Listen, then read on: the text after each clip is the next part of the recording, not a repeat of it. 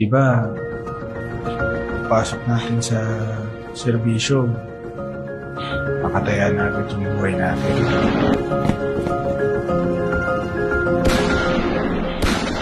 Diyos naman na magpapasya para sa lahat. Alam ko naman na hindi ganun kadali yung ginawa niyong operasyon. Lahat ng pinagdadasal laging nasasagot. Kung sa maliliit na bagay hindi natin kayang pagtapatan, ano pa sa malalaki? Kahit anong mangyari, nandito kami para sa inyo. Sa dami ng training na pinagdaanan ko, ngayon lang ako nakaramdam ng takot sa buhay ko.